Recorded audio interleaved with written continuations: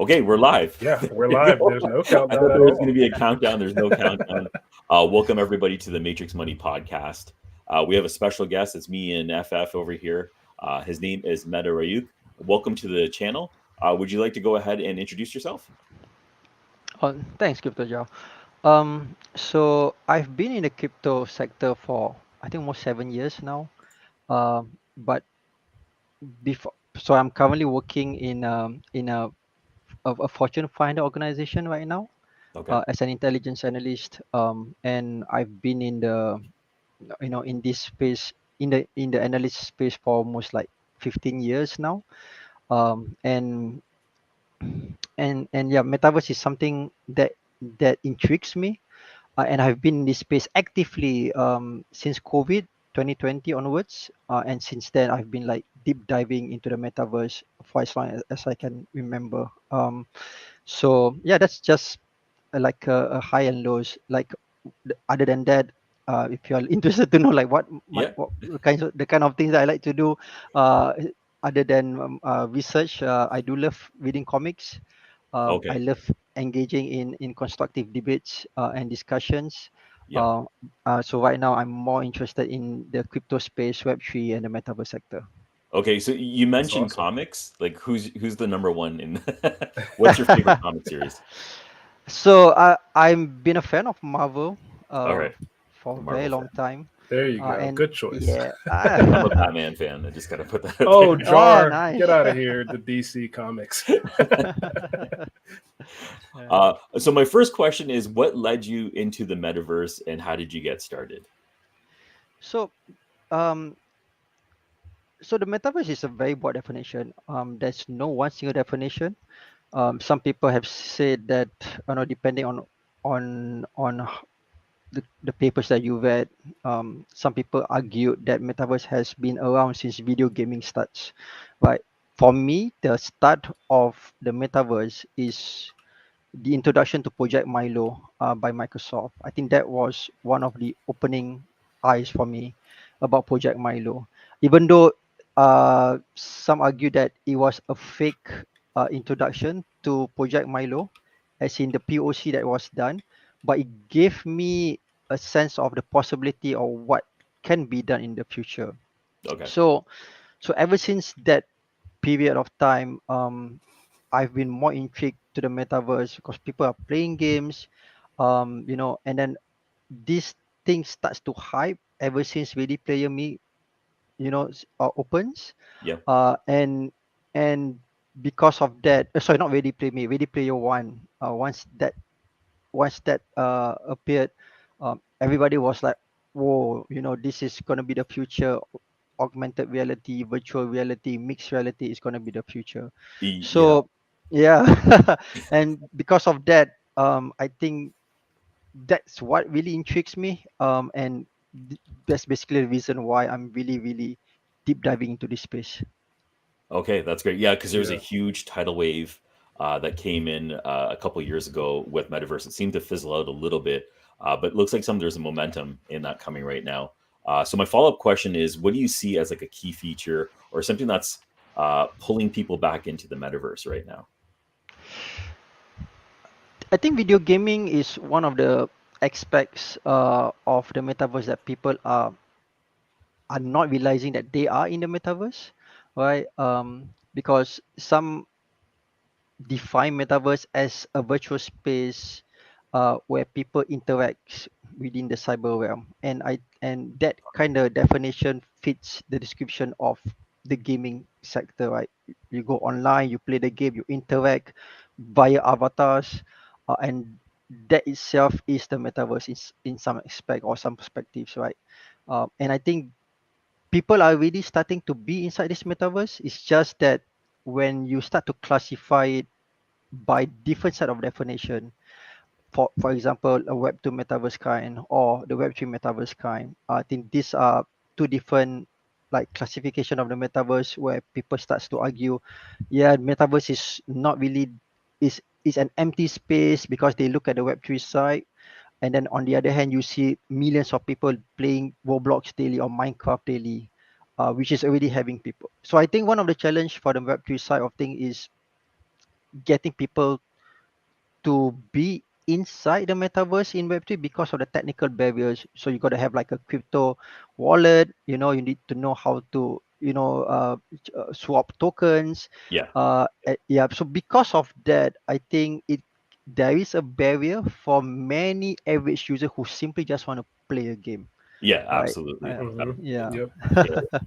I got into a few different cryptos that were related to metaverses, and that buried entry that you're talking about, just converting real money into digital money and then trying to get into the game.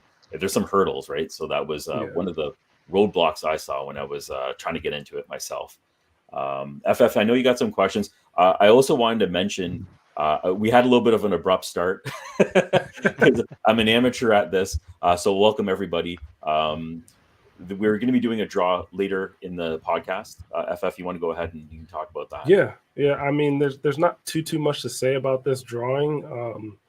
In lieu, or I guess in respect to the Decentraland allowing us to interview them, essentially on behalf of MetaRyuk here, I decided that maybe I should give away some Meta token, or not Meta. What am I saying?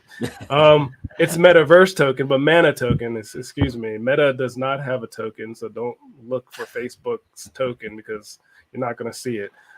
But yeah, I decided to basically give away some mana.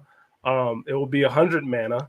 So what I'll obviously need from you, unfortunately, it's going to be sent on the Ethereum network. I know a lot of my viewers have a distaste for Ethereum because of the fees. But you need an Ethereum address. And then one thing to be entered into this is just to put hashtag mana. And that will be at the end, or drawing to the end of this live stream. So stay tuned. If you want free crypto, listen to the interview and then possibly win some mana. And that's about it, guys. Thank you, Jar, for letting me talk about that real quick. All right, so I just put that down at the bottom. So it's going to be hashtag mana. We'll be doing the draw later in this broadcast. I'll go ahead and put that there. So I guess I had one more follow-up question before I let FF take over. Jar, do you, man? You got it. Because you were sort of leading into this, and it's like the real world going into the digital world, which is the metaverse. But there's this middle ground right now, which is augmented reality, or AR. Did I say AR? Yeah, AR. Do you see them merging together at any point? Do you see an aspect that you can play, or a role that you play in the merger of both of these worlds coming together?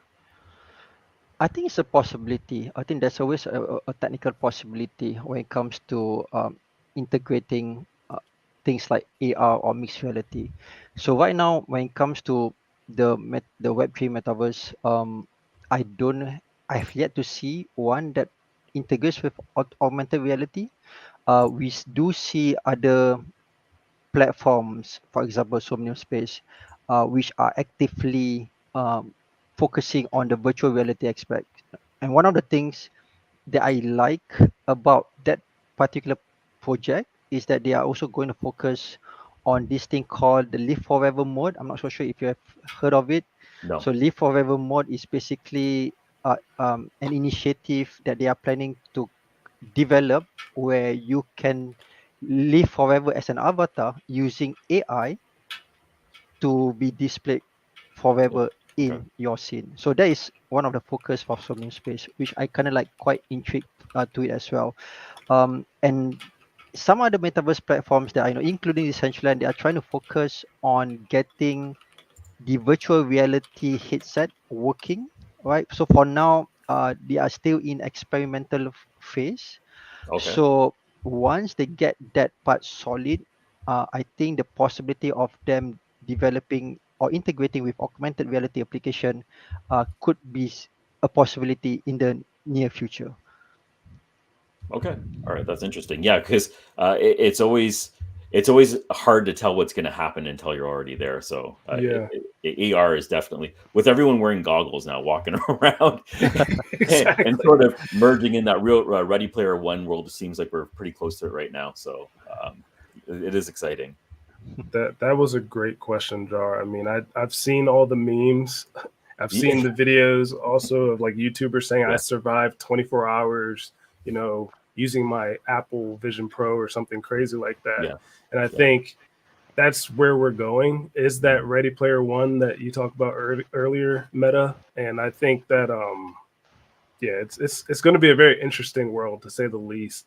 And then to follow up on your like forever avatar, The live forever mode. yeah, that's also very intriguing to me. And I say that only because the only reason why I even got into AI, just to sort of make a 180 pivot, is because I wanted to develop and code my mother back into existence. I know that sounds crazy, and that's sort of the same reasoning on how Replica was created. If you know about the Replica app, I believe the lady who created Replica lost her friend, and then she wanted to talk to her friend again. So she decided to basically make an AI version using her friend's text messages. So Wow. I wanted to do the same thing. I had recording of my mother talking. I had tons of messages from her. So that's actually what got me into AI.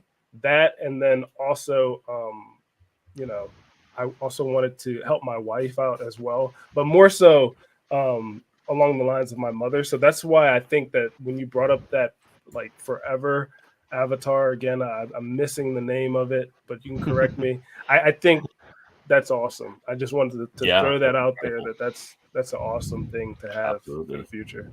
Yeah, if I may add to that, the one of the and I think that is one of the development that I really feel we should be looking forward. I think there are a lot of arguments when it comes to, like, is this ethical in the first place, right? To have your avatar living forever with or without consent.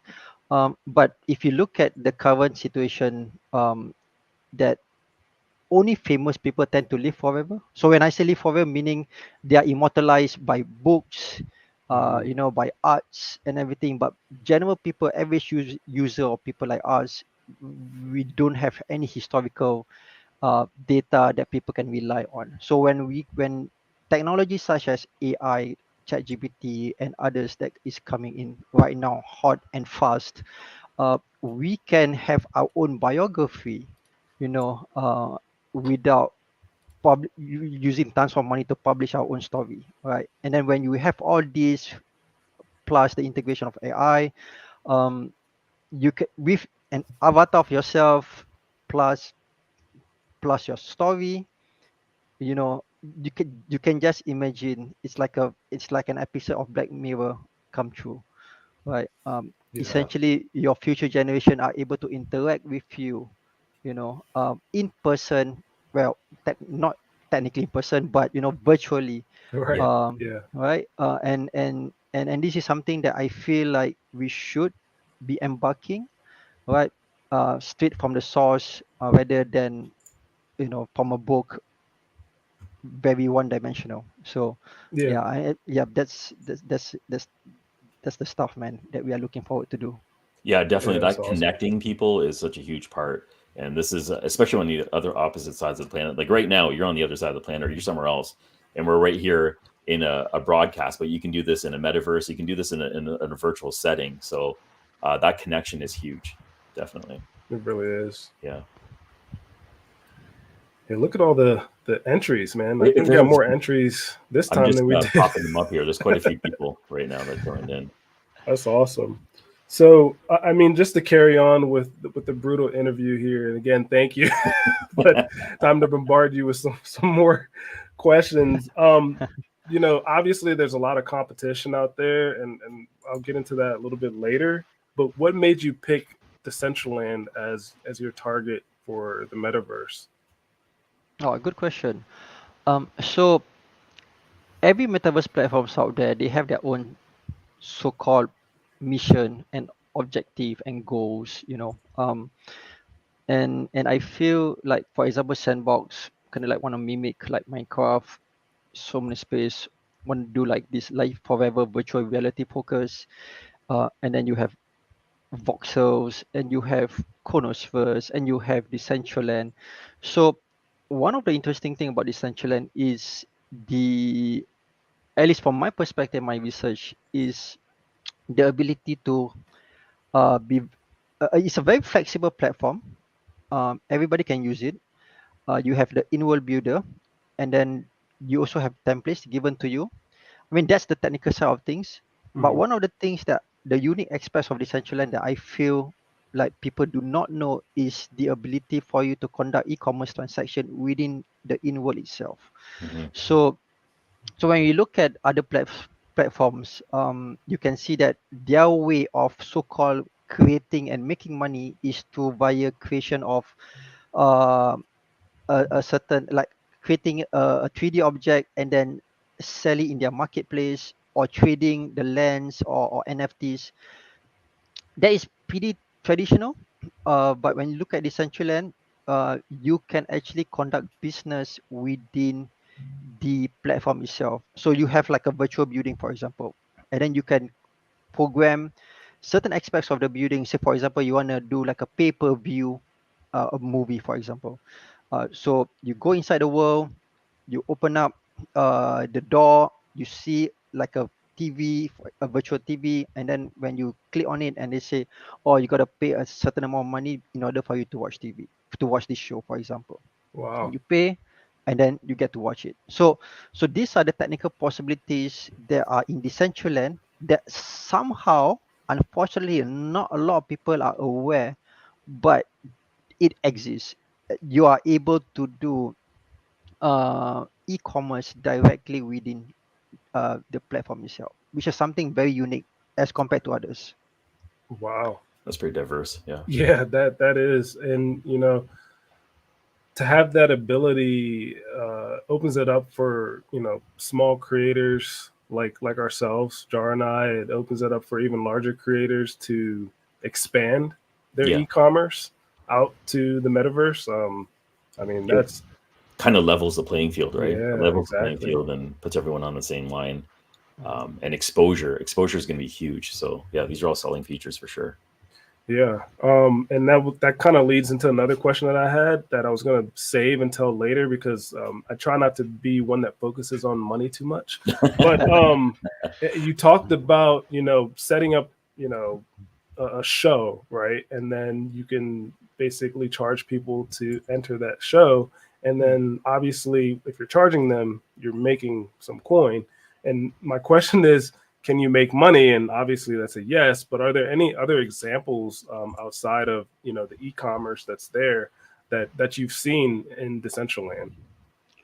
So there are several ways where people make money that doesn't necessarily benefit the platform itself, but that benefit you as the manager of the event that you are creating.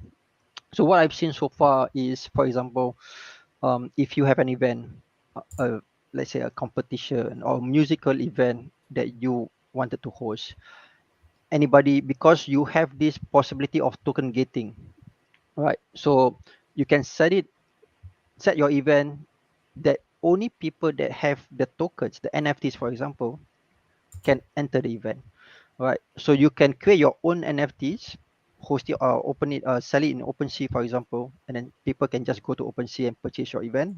That you are financially benefiting it from people buying your NFTs, and then that NFTs turns into a utility.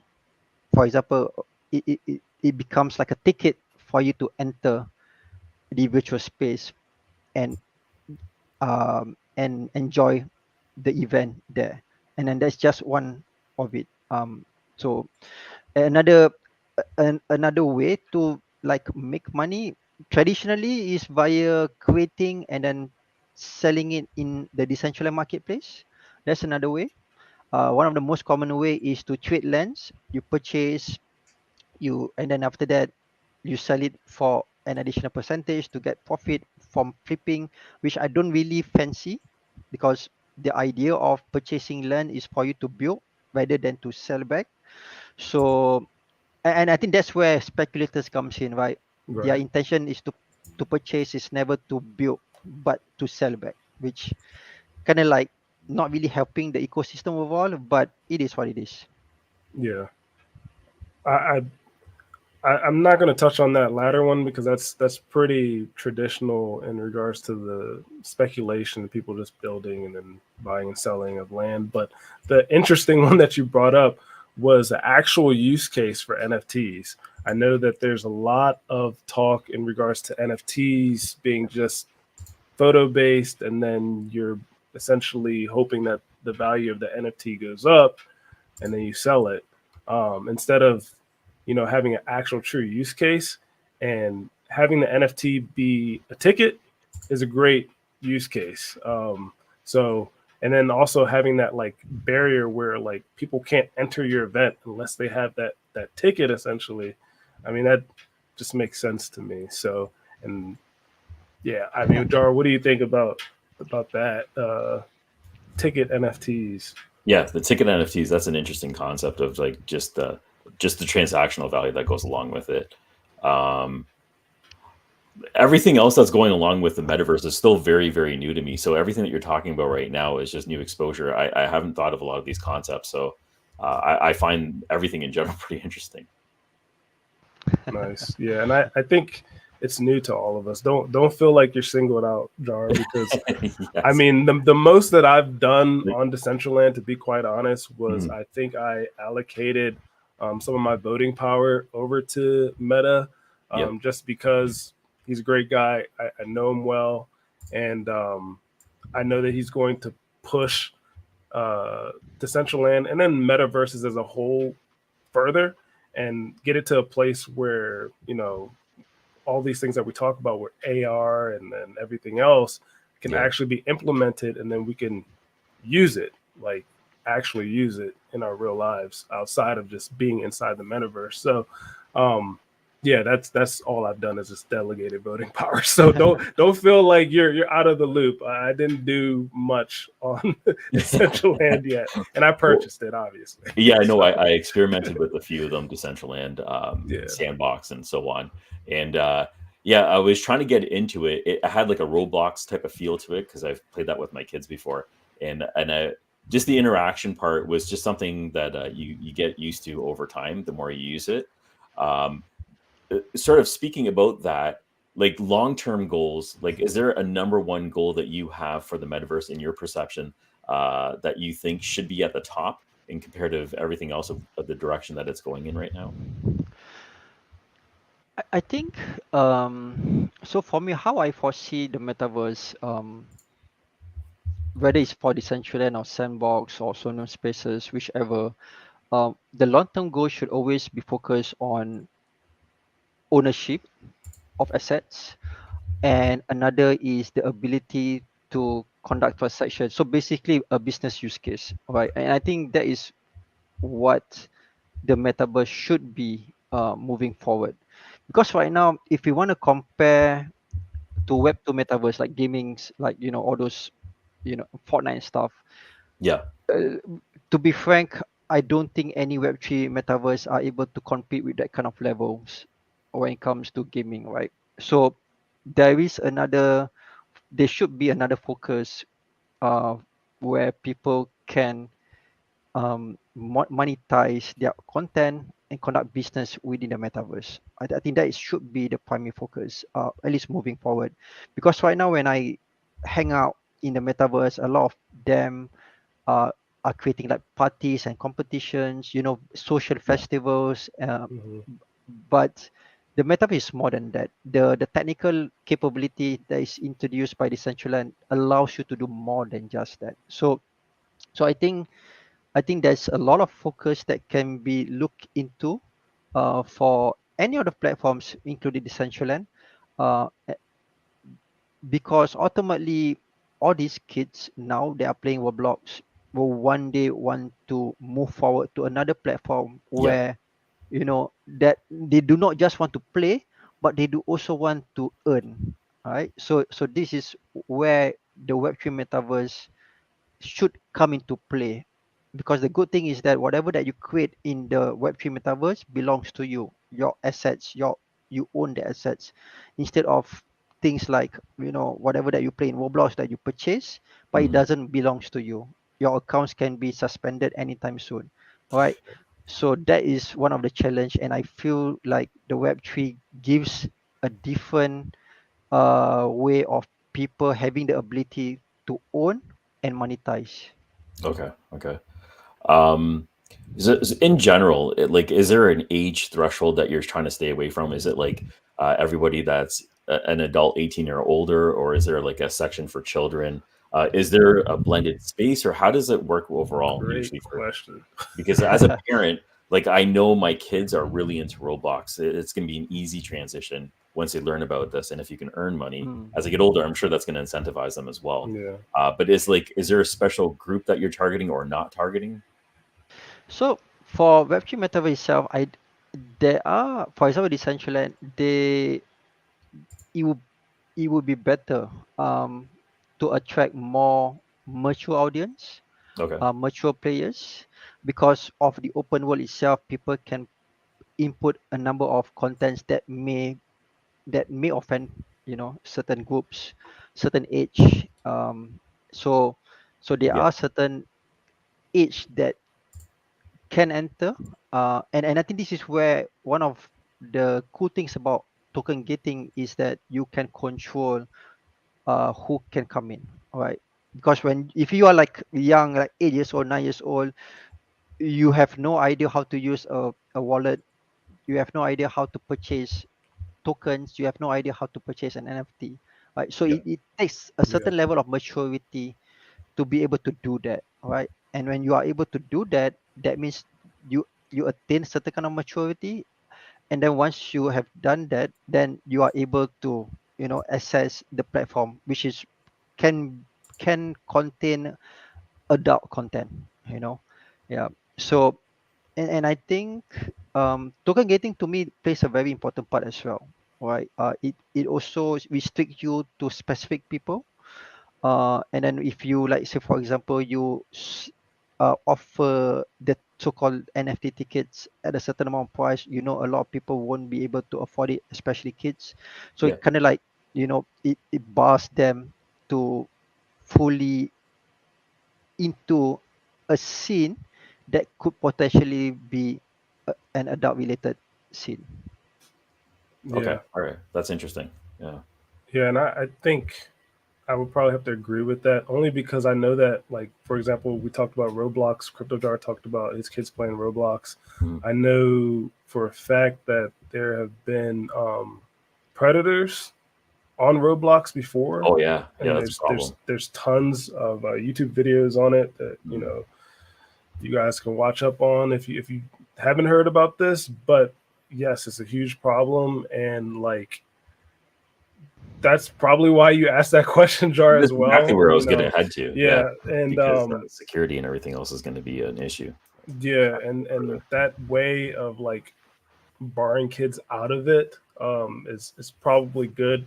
Possibly, I can see it sometime in the future in Decentraland to have a separate thing just for kids, but like, yeah, it's just so there's so many laws. It's risky. It's yeah, like I said, Roblox had their issues, Yeah. As and soon as you go global, like yeah, enforcing anything becomes an issue, right? yeah, So, and that's what this is going to be. So, yeah. yeah. But Maybe excellent. I can answer your question, FF, regarding the separation of, for just for kids. Mhm. So I would say early last year, if I'm not mistaken, Decentraland created, like, introduced an interesting project called Decentraland Worlds. So now Decentraland has two, like, platform in a way. So there's Genesis, which is the one that everybody knows, where you can drop in, and then you have neighbors, you can access anything within that world. And then Decentraland has this thing called worlds, right, with an S, worlds. So this world is basically an isolated environment. So think about it like a Roblox. So Roblox, you play, it's not like one big world where everyone is accessing everything, right? But in Right. fact, Roblox is like, so there's like this scene, a separate scene. So and then you can enter to play that particular game within that scene only. So Decentraland created that. So let's say if you want to create. like a kids scene just for kids, just for children, you can do that. And then that particular scene is only accessible for kids. And when in that you are able to control what's supposed to be on it and what not. So I think that gives the flexibility for having like an open world and at the same time a closed world of in Decentraland. Okay. Interesting. Okay, that makes Yeah, that sense. separation is going to be important definitely as it grows. So it's good to Yeah, see that it exists. that makes sense. Let's see. Do you have any other questions? Or I think I have some more questions myself. Uh, you can go ahead. I have some questions. I'm still formulating them to be a little bit more That's specific. no, We that's got lots of fine. messages out here in the chat. I'm trying to scroll through them all. I wanted to say hi to everybody that I haven't Yeah, said hi to yeah. right now. I mean, we might as well take a little high break. Yeah. Hey Sadie, hey Chris. Who else? There's somebody on your channel, Jar, that Yeah, I got was like, "Hey, Naval. Jar." Yep, we Yeah, got beginner's block. Chris is here. Sadie's here. Yeah, everyone. The usual suspects are definitely here right now, which is yeah. nice to see. If you're new to the channel, don't forget to subscribe to the Matrix Money podcast channel. We're doing a draw on it for 200 mana. That's going to be hashtag mana. If you can go ahead and put that in the comments, we'll be doing a draw later into this conversation. And don't forget to like. So let me Yeah. just. I'm working on getting the drawing tool to work, so it might just take a moment. Okay. Yeah, yeah. Take your time The first while time. CCM is away today. Usually he's the one that takes over this portion. Might take a moment for me to get that going. yeah, he is our all-knowing leader when it comes to live videos. Um but yeah, we got it, guys. We got it. So I guess another question just to, intrigue the viewers while Jar figures this out is we talked about direct competitors like Sandbox, and then I think I had briefly made a mistake and called Mana Token Meta Token in reference to Facebook's Horizons. Right, Facebook has their own metaverse that they've been trying to tout for a while now, and it had some pull, and then after a while, people stopped using it. It appeared to me, but it still had a pretty big user base. And then there's also another big, traditional metaverse that's, I guess you could call it Web 2 metaverse, not a Web 3 one like Decentraland, would be like VR chat. I see all sorts of people creating their own avatars there, and there's parties, etc. Very similar to a Decentraland. However, that's still competition to a Decentraland. And like, what? How do you feel about the Web 2 metaverse versus the Web 3, and like just overall feeling? That's all. There's no real question here. It's just like, what do you feel about this competition that you guys have to deal with currently?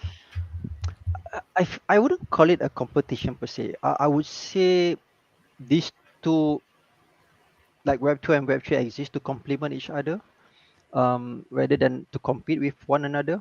I and one of the things that we need to realize is that whatever happens to Web 2 impacts the whether it's a capital appreciation or user base in Web 3, right? Because not many people would know what's happening in Web 3 without knowing what actually happened in Web 2. So when Facebook renamed itself as to Meta, everybody starts to know, oh, what's the metaverse, right? And then some people even attribute the term metaverse to Facebook Meta, right? Even though that's not the case, right? So we do need the progress, the development, and the success of Web2 platforms, so that the Web3 platforms can actually inspire from them, from their success, and then start to progress slowly, right? Because the differences between Web2 and Web3 is it could be management as well, right? They are more decentralized. Some of them has a DAO, like for example, Decentraland DAO, a decentralized autonomous organization, where where any development has to be proposed and then accepted by the community, voted, and then you are able to pursue that particular proposal. Whereas in Web 2, it's a different thing, right? It's centralized management, right? Right. So I think these are two different ways. So you tend to see that Web3 development is slightly slower than Web 2, right?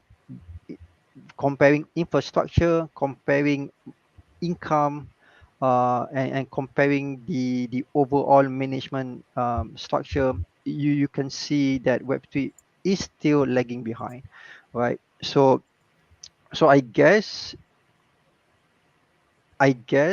the thing is they are not really like it's very hard. It's like comparing apples and oranges, right? Or Yeah. in this case, it's like comparing a grapefruit and a watermelon. So watermelon being the Web 2, like it's too huge, right? Even the daily active users comparing Web 2 and Web 3 is two different beasts, Yeah. right? The Web 2 getting millions, whereas the Web 3 getting hundreds, right? And a lot of them tend to attribute to um, the technical barriers, right? Because the Web 2 tend to attract kids as young as 7, whereas the Web 3 tends to attract mature audiences. So I guess that's the current situation right now. I wouldn't necessarily say it's a competition. Every platform has their own goals and desires to achieve. I think Decentraland and Web3 they have their own goals as well. So yeah, in a way, there's some kind of competition, but yeah, different mission to achieve. So Yeah. yeah. No, and I made it sort of like not really a question purposely, just to hear you answer it, as truthfully, obviously, as possible. And a lot of people made comments that after I asked the question, I was like, why did I even ask this question? Because that makes perfect sense, right? Yeah. Like Yeah. the whole decentralized aspect of Web3 makes it a totally different beast. Hmm. Yeah, they're both fruits, but two different fruits. Yeah. So, Can't compare um, yeah, but I do appreciate the answer to my stupid question. Are no stupid questions. I So beg to differ. yeah, this has been good. We're doing a talk with an avatar right now. That's a first for me. So this is this is definitely different. This is fun. So the experience of getting into the metaverse again is something I'm still working on myself. I just wanted to quickly note that if you want to enter in the draw, don't forget to put in hashtag mana in the comments below, and we'll be doing the draw shortly. I'm just getting that tool configured right now. I think that's what I'm doing right here. Just take a second. Um, Pop that up there. There we go. So that is hashtag mana. let's see here. And do you want to do it in a couple minutes? Yeah, we can do it in a couple minutes. I sent over a link to our little private chat, Yep. guys. If you want, you could bring it up.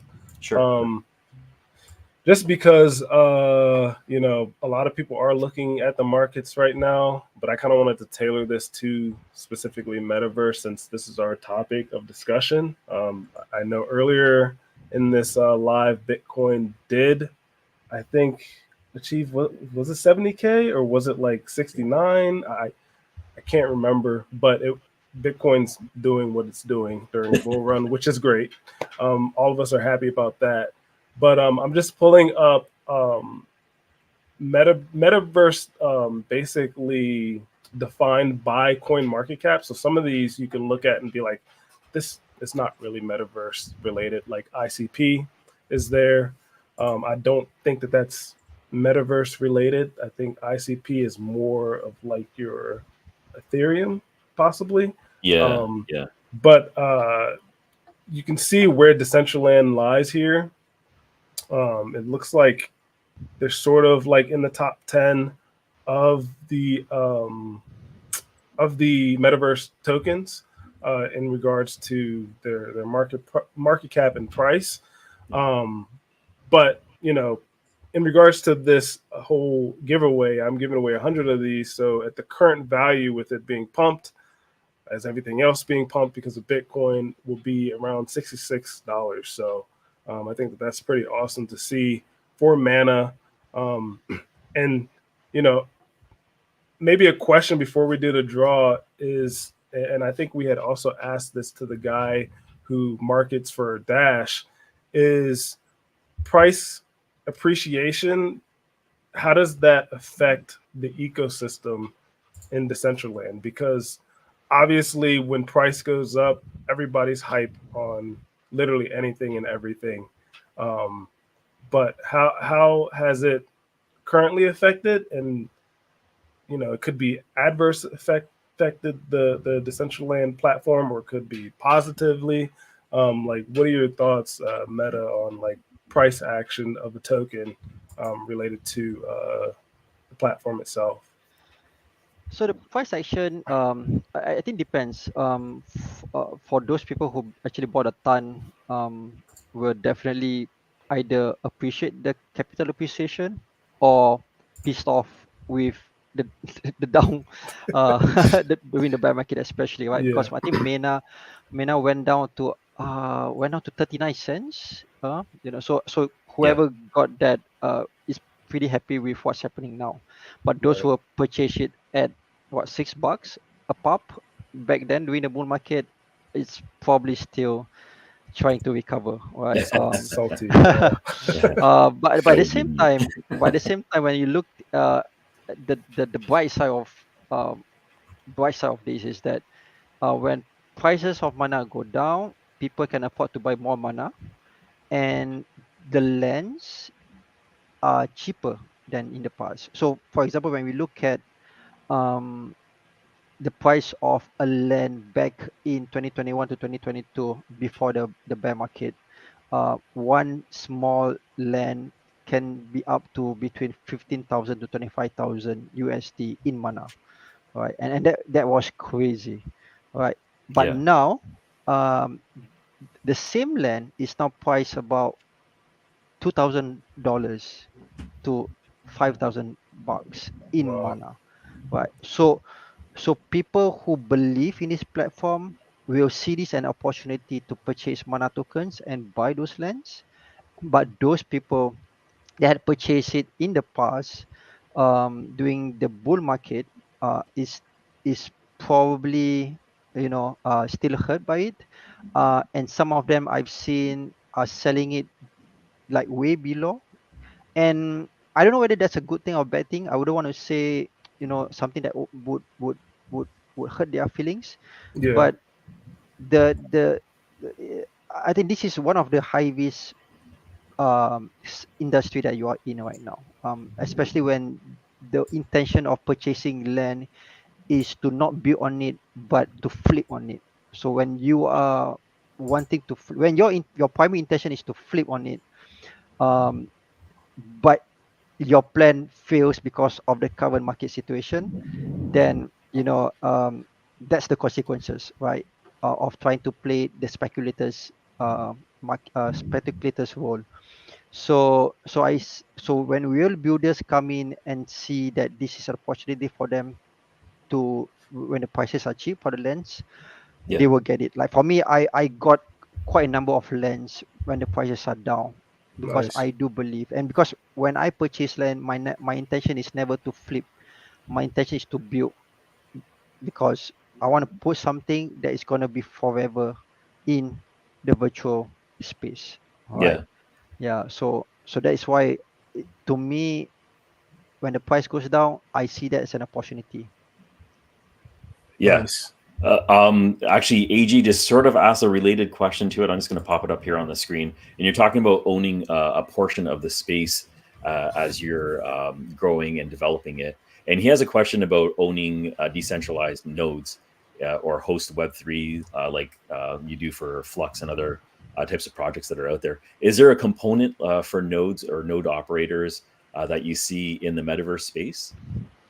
So for so the unique thing about Decentraland is that you can host your own node. That means you do not have to rely on the foundation, or the catalyst, um, to host your nodes, Okay. host your scene basically. Mhm. So maybe a little bit of technical. direction here. So Decentraland, so there's Genesis and there's Worlds, right? So in terms of Genesis, the so-called main platform that everybody knows and have visited at least once. Yep. Um, whenever you upload a scene, so this scene is actually being sent towards a distributing computer systems, which is about 7 to 8 system. So pretty decentralized in that manner aspects your scene, right? So it's not like being controlled by a centralized entity. However, in Worlds, this scene when you upload it, these scenes are being hosted by the foundation centralized server. So that is why for Worlds, it's not expensive. You Yeah. just need to own like a Decentraland name, and then you are entitled a 100 megabyte space to unleash your imagination and creativity there. Whereas Okay. in yeah, and So then you're whereas in allocated Genesis, space. correct.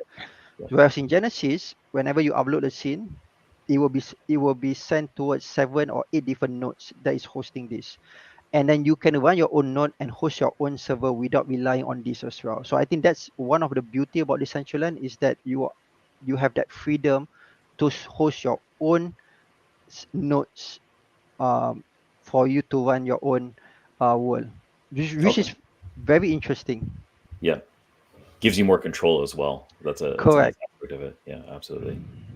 That Um, that question, I don't even think was meant for MetaRyuk looking at the comments, but it was an excellent question, because now we have an answer. There are nodes. You can have your own node. yep. And if you go back to the conversation where we talked about how to make money, you can build on that, right? You can make money through e-commerce. So, when we talk about nodes, a lot of people who are watching are miners on here and Mhm. or node operators. If they're from coming from Jar's channel and they're looking to make some coin. So it appears you can make some coin on Decentraland and have your own node stood up and do all sorts of cool things. Yeah. Um, but I think right now the people want to get their free mana. So Yeah. let's All right. get to that drawing. Let me bring up the tool here. Takes a second for me. I think this is it. So we'll give it one more minute. Hashtag mana in the comments. We're going to be doing a draw in 1 minute. What are they winning?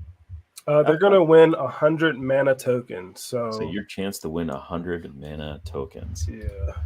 And how does a winner contact you? Please go to either my channel or I'll put it here. Well, no, I'm not going to put it here. Go to my channel and then go to the about page, and there should be a contact there. And then that contact should have my email address. Just contact me via email. If you have trouble, then just come to these lives and bug me every single time. Be like, "Where's my mana, dude? Where's my mana?" So that's the best way is to contact me via email. And then again, I will need your Ethereum address, and I will send you your mana token. That's about it. All right. So we'll get that started. Hashtag mana in the comments. I'm about to get this going right now. Chris thinks that we rigged it, but I'm going to do this live right now, Chris. So this is the StreamYard tool. So we have this podcast selected. Mana, hashtag mana is there. I'm going to start collecting. And so we have 16 entries, and we'll draw. There we go.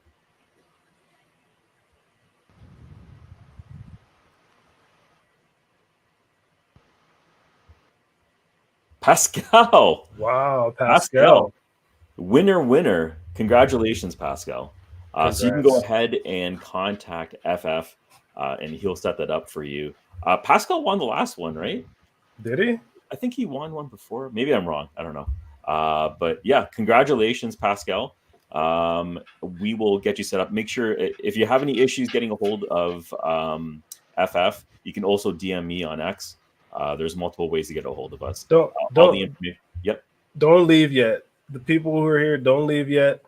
Mainly because I think he did win one. So I have a lot of mana token. Okay, so I I will give another 100 out So let's do another drawing. We're doing another one. drawing. Let's roll it back because dude, you can't win everything. And there's people on here who are like, man, when the heck is my turn? So here's your chance. Here's your turn. All right. Let's run it back. We're going to another draw 100 again. mana. We're going to draw again. So Pascal, you did win. FF is doing another one. So we're going to do another one right now. I'm going to click on the button. Like let DJ it go. Khaled. Another one.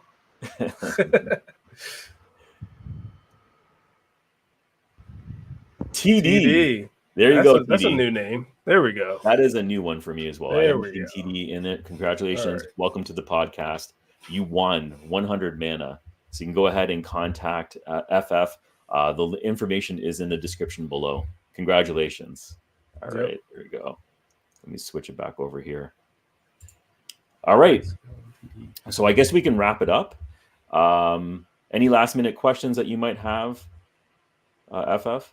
No, I kind of just want to give the floor back over to Meta. Anything that he wants to say that possibly he missed, because this is a platform for you all to sort of say what you want to say about the project or how you felt about this interview, etc.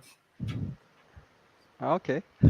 Yeah. So this is my first live interview with you guys, and I think this is a very unique experience. So will this be like uploaded to YouTube or? This is live. Streaming live on YouTube. Live. This is live right now. So you can find this on any one of our channels. There's also the main Matrix Money podcast channel. It's live right now. This is also a first time for me doing these type of live chats. So it's fun. I had a great time.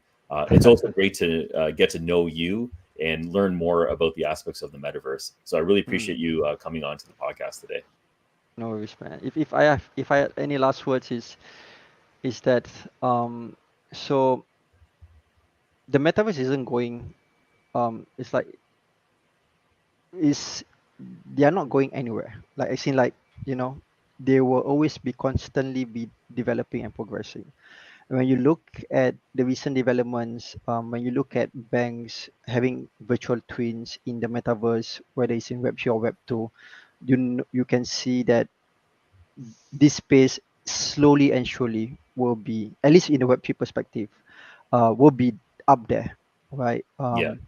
And I think when you look at how the Middle East, the Asia, for example, are continuously exploring metaverse for their own reason. For example, the Japan government, the Korean government are utilizing the metaverse for their citizens. The Saudi Arabian government are also exploring the use of the metaverse. Even in Singapore as well, where I'm at, is also exploring the use of the metaverse. You know, whether it be education or like, for example, China is trying to look into how we can conduct business in the metaverse, right? So this metaverse thing, it's it's always in development.